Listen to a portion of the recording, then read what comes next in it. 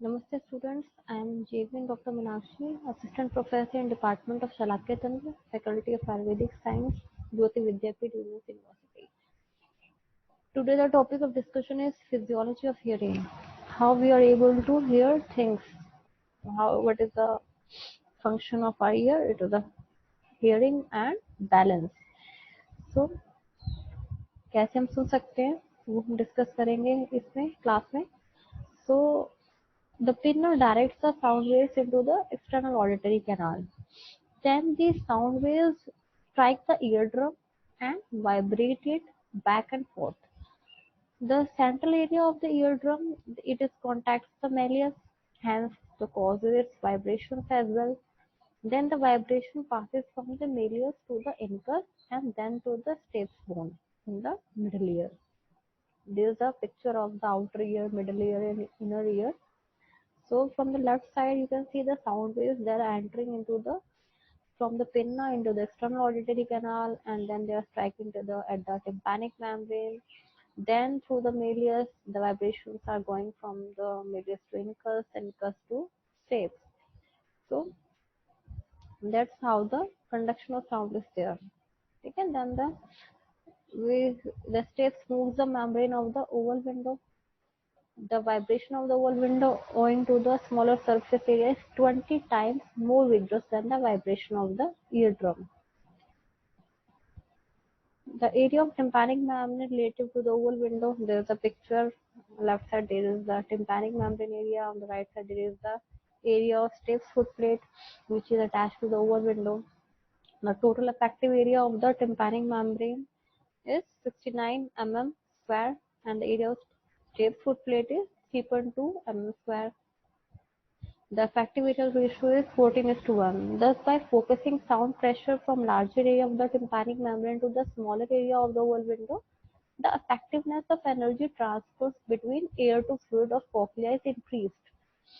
The oval window vibration sets the fluid fill in the parallel of the cochlear scala vestibuli and then to the scala tympani.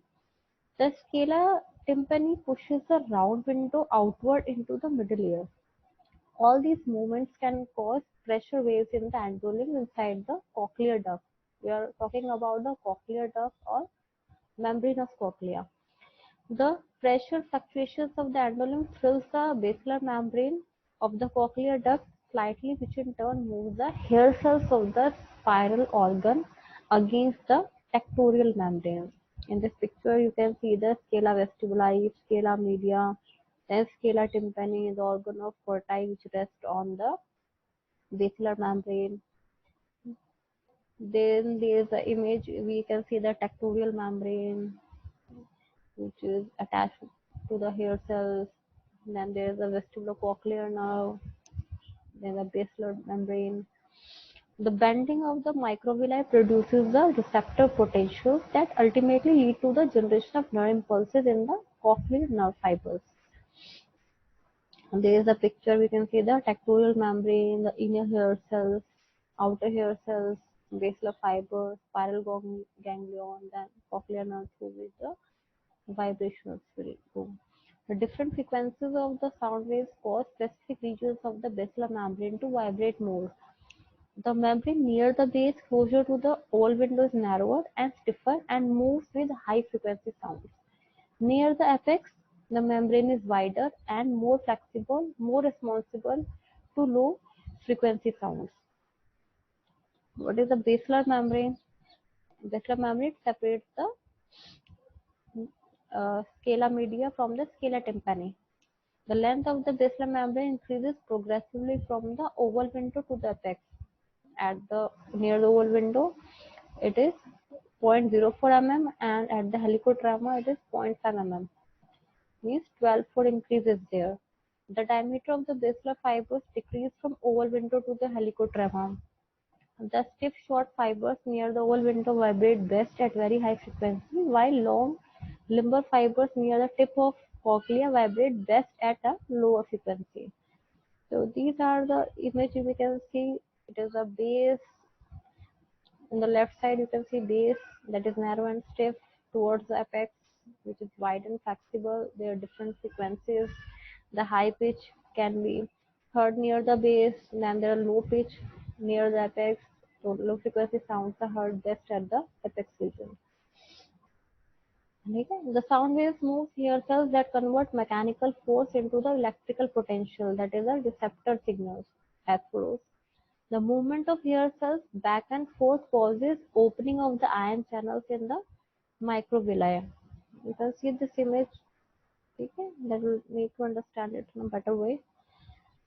These are the resting potential of the hair cells, top links. At this time, the cations, especially the potassium calcium ions, move from the endolymph into the hair cell cytoplasm. This causes the depolarization of the receptor potential. This triggers the exocytosis of the synaptic vesicles containing the neurotransmitter GABA. GABA, the gamma aminobutyric acid. This is the image given here. How there will be depolarization. Okay.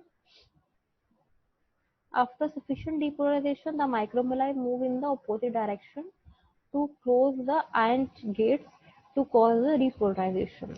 Then the cochlear branch of the auditory nerve conducts auditory impulses to the cochlear nuclei in the medulla oblongata.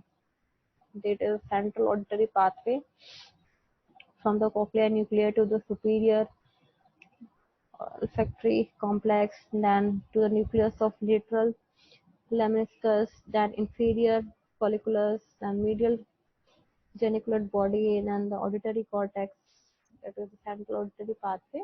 Here the fibers cross over and extend to the midbrain and terminates in thalamus. From thalamus, the signals project to the primary auditory area 41 and 42 in the temporal bone of the cerebral cortex. So these are given the primary auditory cortex and the temporal bone mentioned here with the sketch pen. So here complete the physiology of hearing.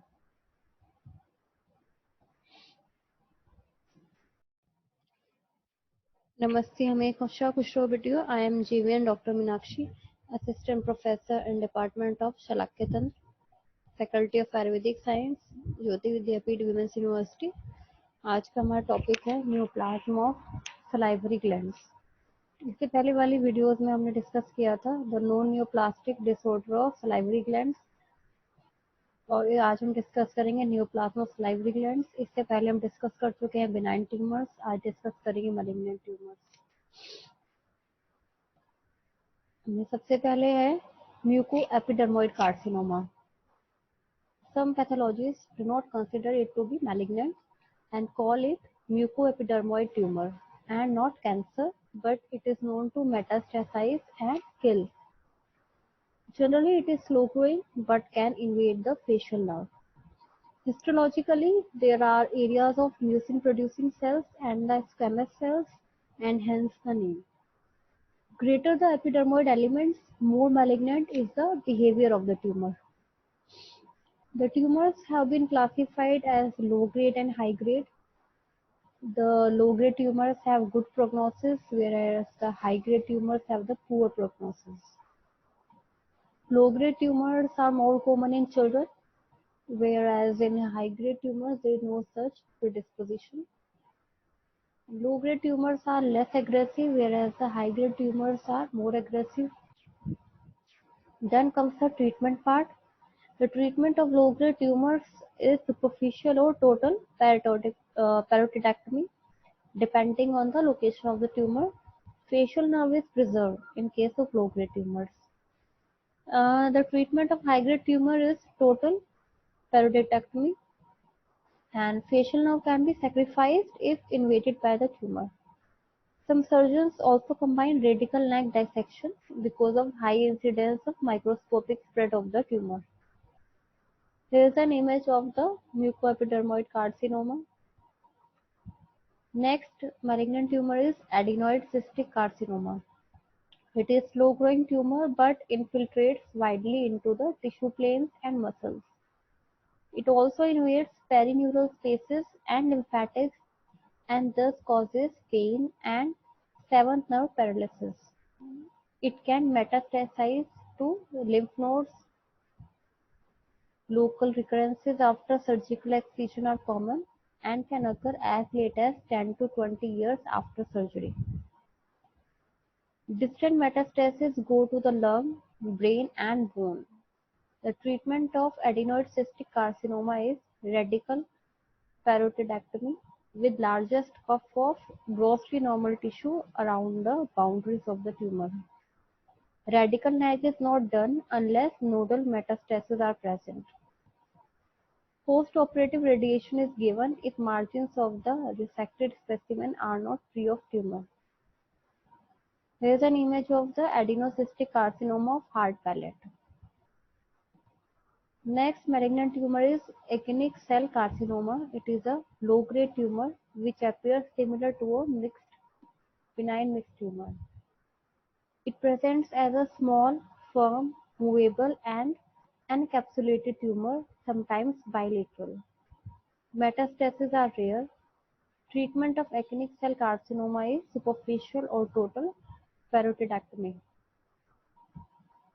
Here is an image of the actinic cell carcinoma. Next malignant tumor is adenocarcinoma. More often it arises in minor salivary glands and it is highly aggressive locally and sends distant metastases. The next malignant tumor is malignant mixed tumor.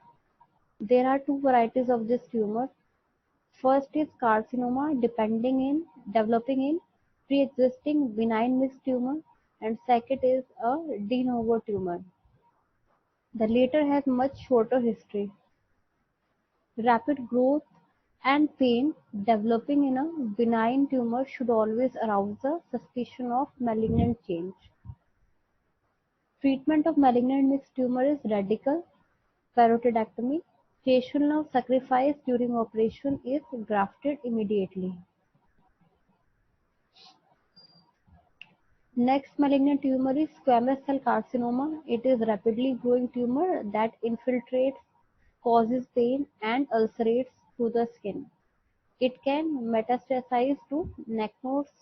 Treatment of squamous cell carcinoma is radical parotidectomy, which may include cuff of muscle or even a portion of mandible, temporal bone, and the involved skin. Radical neck is combined if nodal metastases are present. Surgery is followed by post-operative radiation to primary site and the neck. Here is an image of the squamous cell carcinoma. The next malignant tumor is undifferentiated carcinoma. It is rare but aggressive tumor. It has a tendency to spread rapidly, causes pain, becomes fixed to skin, and ulcerated. It causes facial paralysis and cervical nodal metastasis.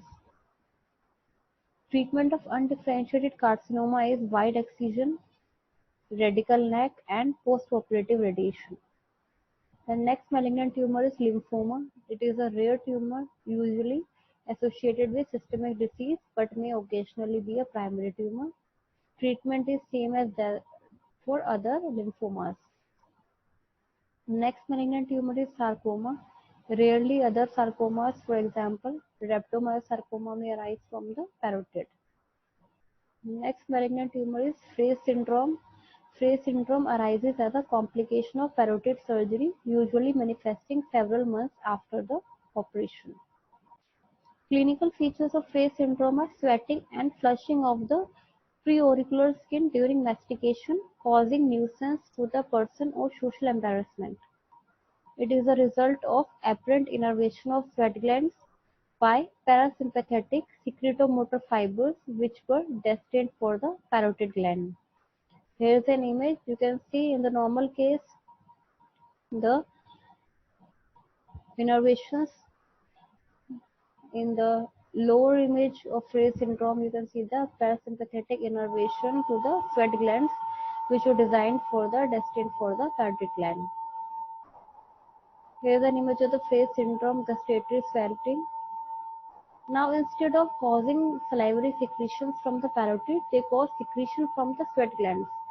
The condition can be treated by tympanic neurectomy, which intercepts these parasympathetic fibers at the level of middle ear. Some people like to place a sheet of fascia lata between the skin and the underlying fat to prevent secretomotor fibers reaching the sweat glands. Subcutaneous infiltration of botulinum toxin has also been used to alleviate the symptoms. Generally, no treatment other than reassurance is required in most of these patients. Thank you. This session is powered by Digital Version 2.0, Jyoti Vidyapeeth Women's University. I hope you are satisfied with my digital session. If you have any query, please mention in the comment box. I will resolve it. Thank you so much.